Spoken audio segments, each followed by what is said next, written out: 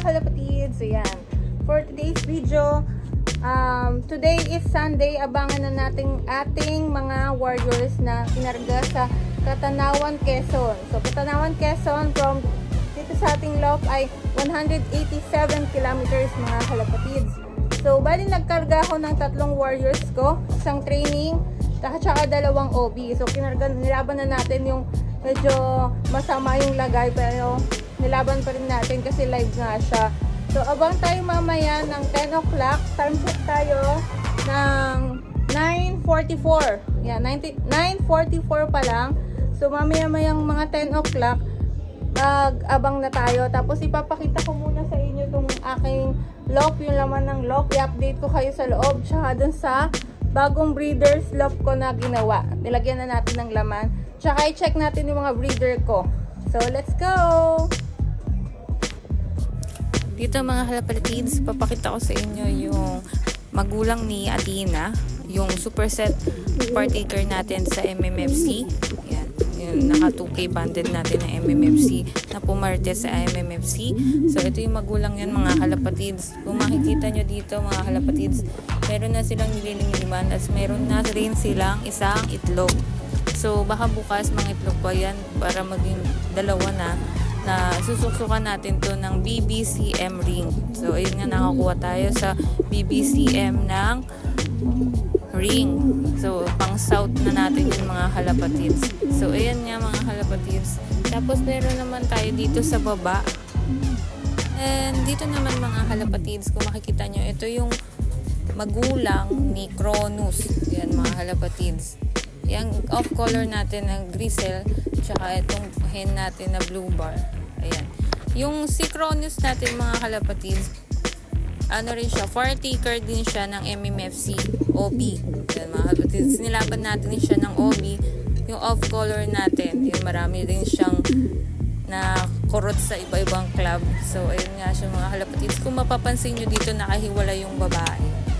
Kasi kinukondisyon pa natin siya kasi kakabaklas lang niya sa dati niyang pare. So dito pag na-condition na sila ng maayos, magiging inakay nito mga kalapatids, susuksukan din natin ng BBCM ring. Tatry natin yung mga naging linyada natin na tumapos ng NDR 2023. So ayan muna mga kalapatids. Yan, dito naman si Kikay. Ayan, si Kikay natin. Wala pa siyang pares. So, nakahiwalay. Kukondisyon din. So, baka ito na lang yung pares ko sa kabila. Ayaan ko muna silang magligawan dyan.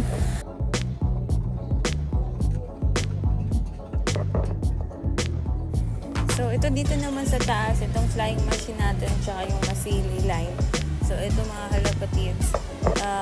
Yung mga inakay niyan, bibigyan natin sa mga tropa natin, kila Baki. So, yun nga, may sing-sing na naka-ready dyan. So, ayun na nga nung oras na mag-aabang na tayo. Dahil ito nga, may first bird na tayo mga kalapatids.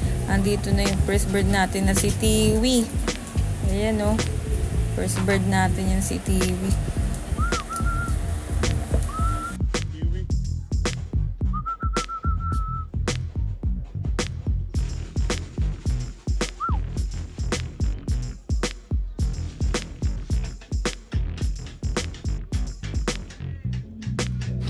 So, dyan mga kalapatids, habang pinapapasok ko yung si TV, may tumakas. Ayun, no? Tumakas yung warrior nating isa. Then, ito nga, nagka-clock na ako mga kalapatids.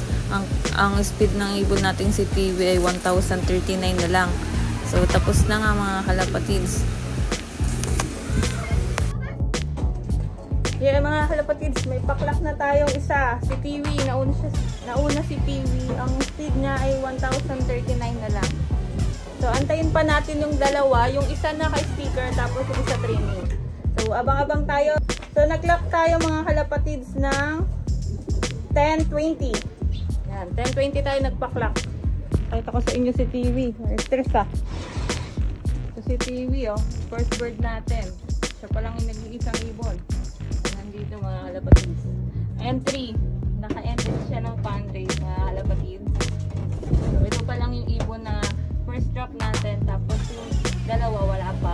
Good luck, good luck. O, papasok na ng 800 yung speed, mga kalapatids. Malapit na mag-cut off. Sana wag naman cut off yung isa natin. Habang-abang pa tayo. Yan yung panahon, no? Abot pa yan. Time check. 10:41. Shoutout kay Sir Joey De Leon. Nag-daybird na siya. Sir. Kulang na lang tayo ng isa. Sana dumating na rin yung isa natin. Ganyan sana. Uwi ka lang ng uwi. Yan, sa derby ka na lumaban. Basta umuwi ka. Yan, shoutout kay Sir Joey De Leon.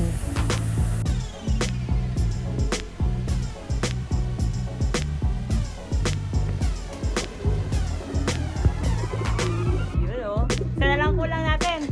Anong umabot pa? Malapit na mag-cut off. Bird, oh.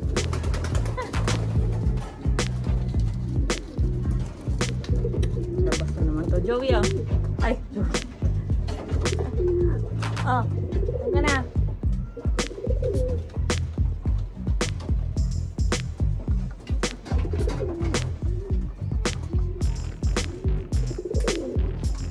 Oh, luhaw ah. Lagyan natin. Yeah. Kulit nito. Umaya ka na eh. Ayan mga kalapatids, kompleto na tayo. Dito na rin yung isa. Ay, ito meron siyang sticker. Dito na tinanggal. Naka-sticker pa siya.